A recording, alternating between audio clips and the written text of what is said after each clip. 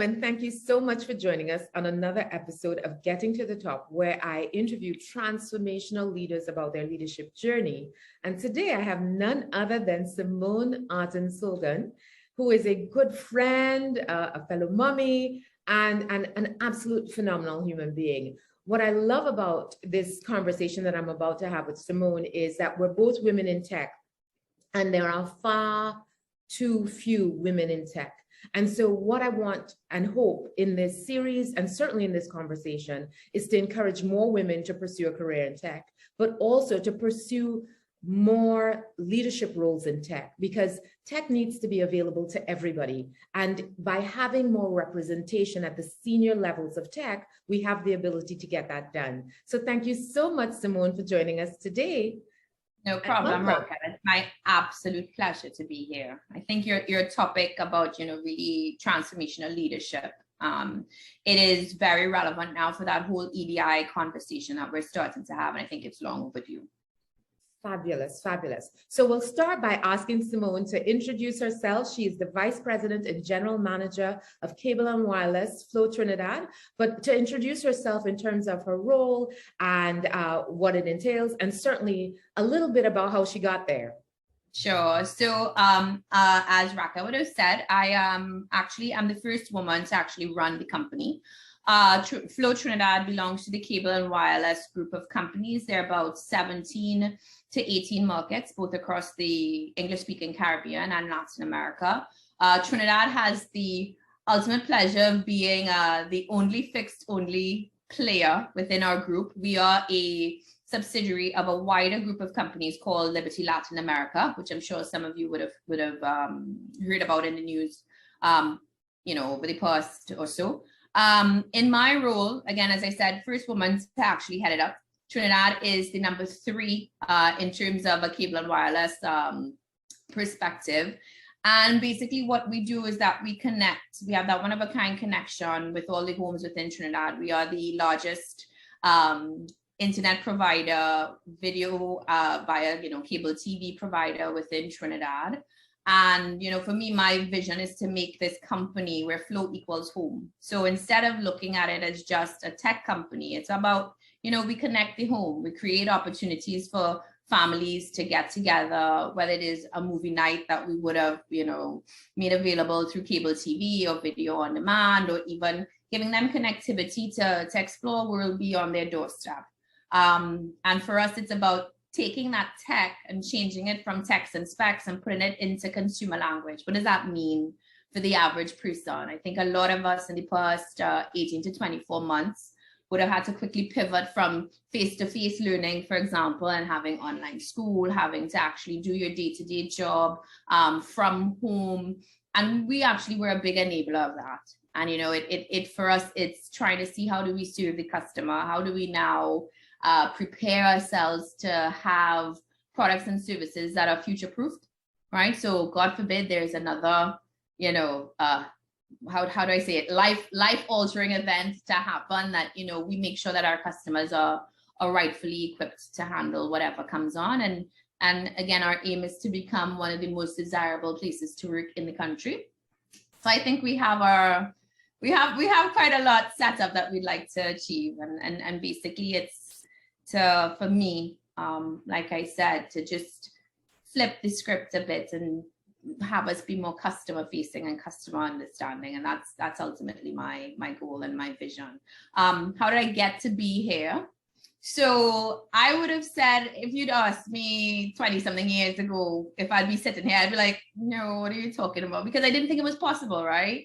At least not at this age. I think growing up, most of us, going through secondary school, you had to pick through these very rigid regimens. You're either in natural science, you're either in modern, you're either in business, and there was nothing that kind of brought it all together.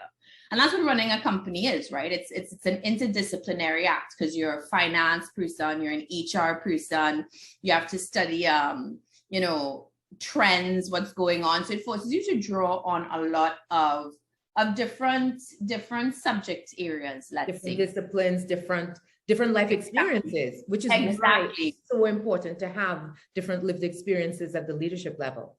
It is, right? So for me, I ultimately was like, okay, well, I want a job in the United Nations. My mom was like, well, why? I was like, well, they get to help people and they get to travel. And for me, I thought they lived this very glamorous life. So I was like, well, I'm not quite sure, what do I study to do that? And because of it, I felt that, I excused myself from becoming a leader, because at that time, being a mom and being a boss didn't necessarily go together, right? You could be a boss of the house, and that was it. If you wanted to be the boss of a corporation, what you would have to do is probably either not have kids, right? So you can have your significant other, but no kids, or you can wait for your kids to grow up and be off to college so that they're now self-sufficient, rather than you having to give give balance or give focus to both your so the only option for women was as an empty nester, for example. Correct, right? And at that point, which is a lot further on in your life. Exactly. So, I'm glad that as things progressed and, you started to have like your lean in movements and stuff where they're like, women, you should demand to have a seat at the table, break that glass ceiling and all of that. It was, it was, I guess, the catalyst for a lot of things. But as with everything, you kind of have to evolve. So for me, I kind of live by, there's this African proverb that says, if you want to go fast, go alone. If you want to go far, go together. And that's where topics around EDI, equality, diversity, inclusion, things around allyship start to actually call out the need for everybody to band together to now create that well-rounded view of leadership, that well-rounded perspective at the leadership table, because now you're getting a glimpse into everybody's experience, and you can now, create your own little, customize your own little, the way you want to lead, the way you want to put your products and services out there, because you have that extra special secret sauce. Everybody's given their own little perspective. So coming into it, I took from my experience, I would have started off at one of the other operators and had the opportunity to kind of move around the Caribbean. So I got different perspectives. But the one thing that remained consistent is that our industry connects people, right? And it connects people to a lot of different things, the opportunity to uplift themselves, etc. So it was very easy for me to kind of, make that transition. And I have a woman boss, which also helps. So she also understands that, look, you can't, work-life balance is a myth. It doesn't exist, right? You can't be everything to everybody. You're either going to be, a really great CEO or a really great mom. You can't be both at the same time. And you kind of need to give yourself the opportunity to figure out where are you going to focus right now. So if there's a family emergency, where it goes to the side, you handle your personal business. If you're doing your work stuff, so it's kind of allowing yourself the ability to assess. And flow and flex. Yeah, exactly. And Sharon Christopher said the same thing when I talked to her. She said, you can have it all, but just not all at the same time. Exactly. That's exactly it. Yeah. So yeah. No. So that's my story. So you essentially stayed in the same industry the whole time, just sort of working your way up from position to position. What other than this role? Because I know if I ask you, what was the most interesting of all of the roles, you'd say this one. This one has to be it. But what was the most sort of interesting role on the way where you learned a whole lot that helped prepare you for this one? So I would say prior to this, I would have been the senior commercial director for what was previously known as our Southern Cluster. So that entailed a lot of markets. So it was Trinidad, Barbados, St. Lucia, St. Vincent, Grenada, Dominica, and the entire Dutch Caribbean. So it definitely was, while it wasn't deep in scope, it was wide in focus.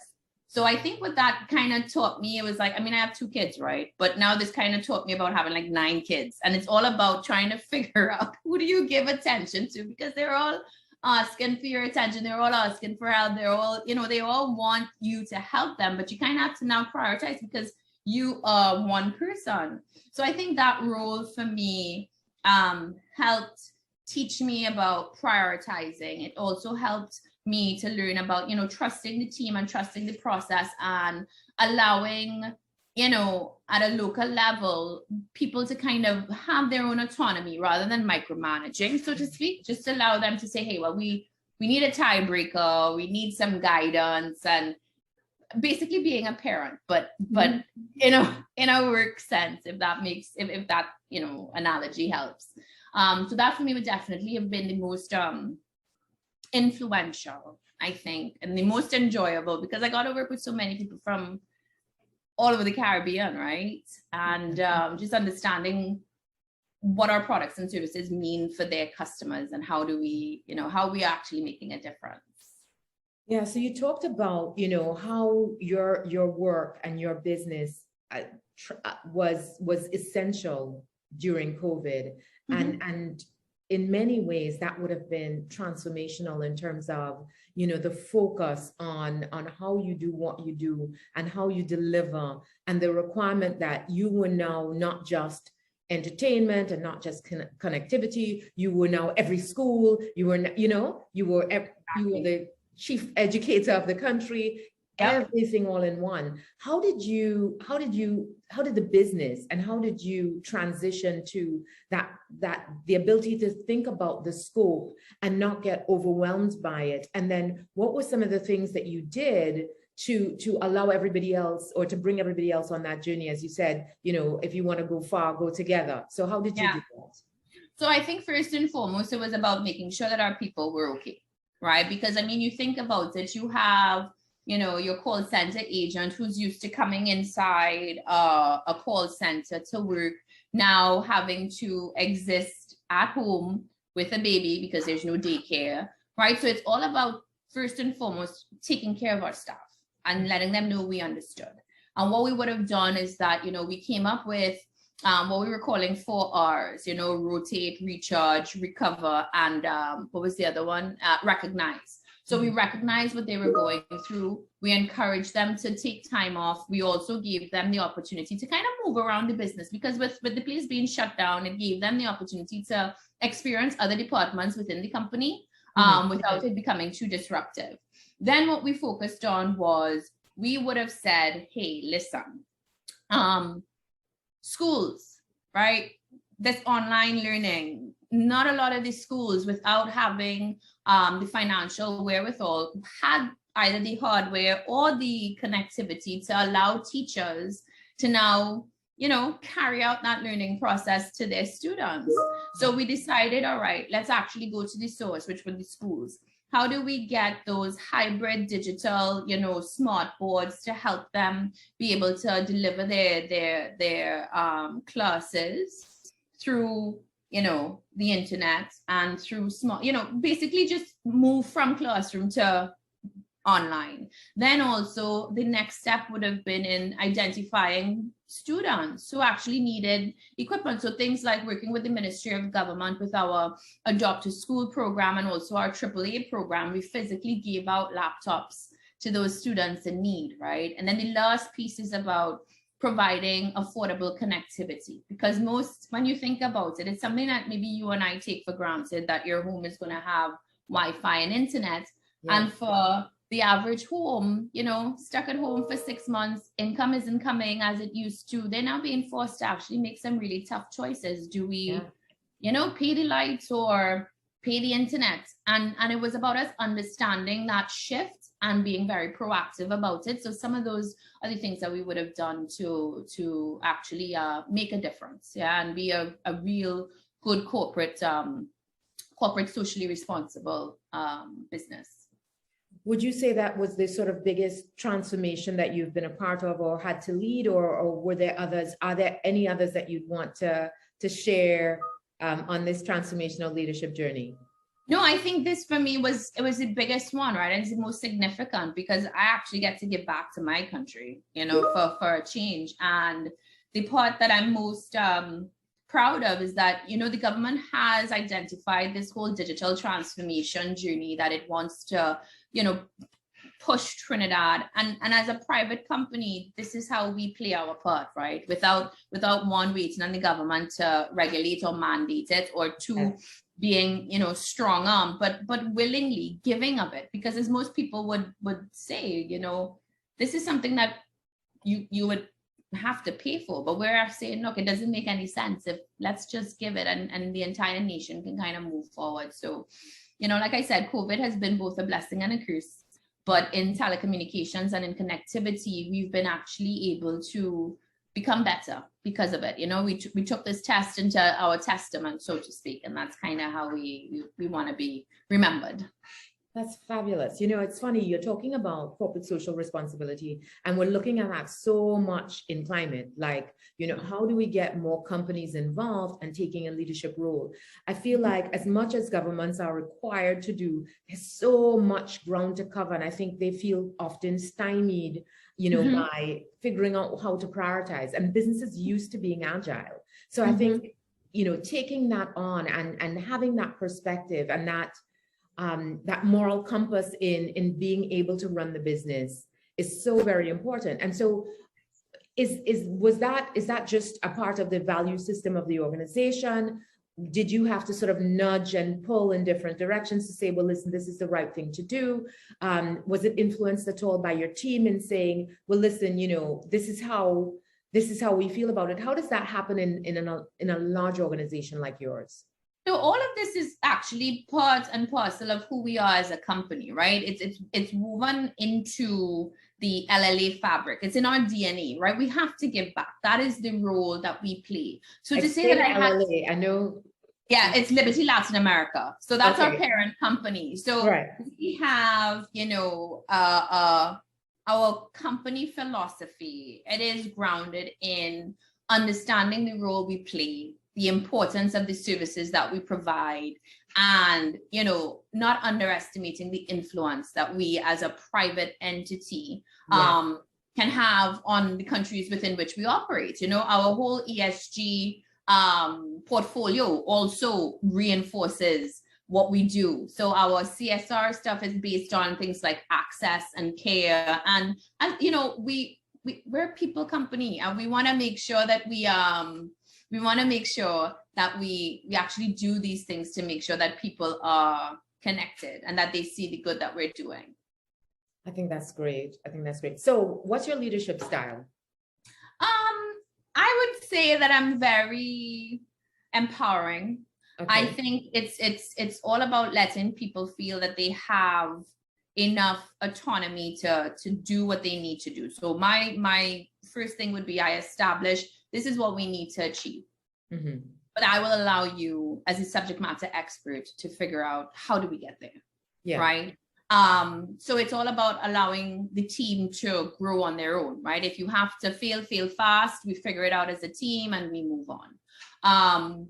And it's about, lifting as I climb, right? So I look at my entire senior leadership team and it's 84% women, right? And it's about women being formally and officially recognized for the roles that they play in tech, like you said, right? Rather than being, hiding behind their male counterpart, for example. Mm-hmm. So it's about being authentic, right?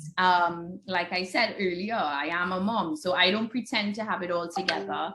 I don't pretend as though emergencies don't happen, but I create this atmosphere of understanding that, hey, we're just everyday people trying to do our best here, and it's okay, and that's basically my style. It's very natural, I would say, very down to earth, but at the end of it, it's about making our people feel empowered that they are able to grow in their roles, and it's okay to make mistakes and it's okay to take risks, because at the end of the day, you don't lose, right? You either win or learn, and that's what we're about.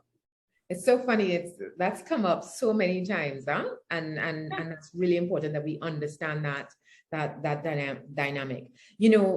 So I would have left tech maybe like official tech 2018, and I would have been in tech almost all my career up to 2018, and we talk a lot about leading in tech as a woman and having to lead men and having to sort of flex with what are the expectations of women and how women are supposed to lead. Have you had any of that, and how do you deal with it? No, luckily I haven't. A lot of the men that I've interacted with are too, like I said, they're all allies, right? They all understand that for us, this is uncharted territory and that we need their support, right? Not only do we need their support from a mentorship perspective, but also from a sponsorship perspective, right? Because the two are very different. You know, behind those closed doors that are still predominantly the old boys club, we need somebody to speak up and vouch for us. So I would have to say, and again, I think it's coming, it all comes back to organizational culture. And at LLA, we are quite progressive. And a lot of the males in leadership recognize and really take on that whole allyship hat, you know, very seriously. So I'd have to say I'm probably one of the lucky women. I've never had to, you know, see that flex and square off with anybody at all, because it's really and truly an organization of understanding, empowerment, and just making sure that, because, you know, you want your customers to feel that they could relate, right? They take a look at a management team and they're like, none of these people look like me. So how can I expect them to know what products and services would resonate? Yeah, absolutely. Absolutely. So who have been some of the people who've helped you on this journey? So for me, the one thing that I would have said is that early on, I recognized that, you know, you had to be willing to show that you were vulnerable. And let me explain what I mean by that. I think every ambitious young upcoming professional kind of wants to give off the air that they have it all together, they know everything, right? And that can kind of, it can work to your advantage, because you can kind of, you know, fake it till you make it. But at the same time, it can also work to your disadvantage, because then they're like, well, okay, if you know everything, then you don't need help. Yeah. So for me, starting out very early, and when I say very early in my career, I'm talking 25, 26. I think my mom at that time, she'd already had 2 kids. It's like working for 10 years for me. You know, I was like, okay, well, what do I want out of this? I really enjoy the industry. I think telco, like no 2 days are ever the same. No, right? No. It's one of those very dynamic industries where you think you're worried about competition next door. There's tech competition coming, whether it's, you know, SpaceX with Elon Musk or you know, disruptors and Facebook. It's just all over. So it just keeps things interesting. And I was like, I really enjoy this. I really like this. You know, one of the most interesting pieces for me, that early in my tech career, because stuff would go wrong in the middle of the night, invariably, I still to this day, if you call me at 4 a.m., I will like wake up out of deep. Hello, can I help you? Like literally, like I'm conference call ready at 2 a.m. And I've never lost that. I love that about tech. It's absolutely never dull moment. Yeah. And servers just behave for half an hour. You're like, please, I'm just begging. I just have one night of uninterrupted sleep. But you know, like I said, it keeps you on your toes too, right? So for me, I remember one time, and this was very early on when there weren't as many women, it was men. I remember one time I saw a program I wanted to enroll in, and I went to my CEO at the time. Now, for me, he was like a father figure. He was one of those that if I disappointed him, like I was literally moved to tears. Like the relationship was that close. No, because, you know, he was supportive, he helped. And I remember sitting across from him at his desk, and I say, hey, I want to enroll in this program, but it would mean that I need to leave work early a few days a week. And then he says to me, well, if I'm looking for a replacement for the head of marketing, I'm not looking for an MBA. And I remember telling him, well, that's cute. I don't want to be the head of marketing. I want your job. You know, and he I love it. He kind of rocked back and he started to laugh. I was like, we're being honest, right? It's like, I love it. So what point in the career was this? Because, you know, it's funny, as I've been having all of these conversations, there have not been a lot of women who've said, you know what, I want that role. And we definitely need more women to say, I want that role. Yeah, I told that I would have said I would have been maybe about 6 years in to tell. Nice.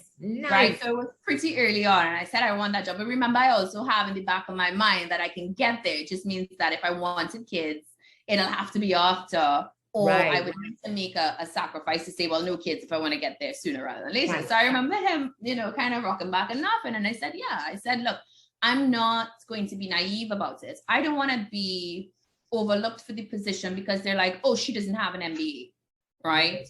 Mm-hmm. Because let's be be frank, right? When it comes to it, there are certain things that are going to either give you a leg up, or you're going to be disqualified. Exactly. Yeah. So I said that to him.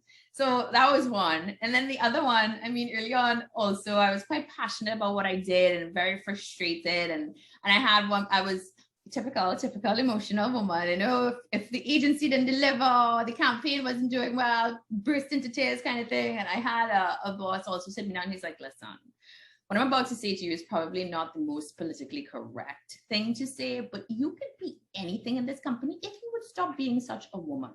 I mean, when I know he was right though, but what he was trying to say to me is yeah, please tell me what he was trying to say, because I want to hear that. He was trying to say, you see that passion, you need to find another way to express that passion. Because breaking down, and there's a difference between being emotional and serving an emotion, right? He said, look at your audience. What do they see? They see someone who cannot self-regulate, right? And that is going to work against you. I mean, but he, you know, it was invaluable experience, right? And learning the difference between being emotional and serving an emotion. Express that you're frustrated. Yeah. Say you're frustrated. Use your words, right? And then I'm having that conversation a lot in this house. Yeah, I can imagine, right? So it's kind of like how do you? So there are those two men early on, and then now my present boss, like, she is such an inspiration and such a role model to me, because, you know, she's coming from a non-telco background, but she understands consumers and she understands people, and she knows how to get the best out of people. So for me, she creates that psychological safety where I can be myself. If I'm having a hard day, I'm like, look, it's just not working out for me today. I know you're expecting X, the best I can do is Y.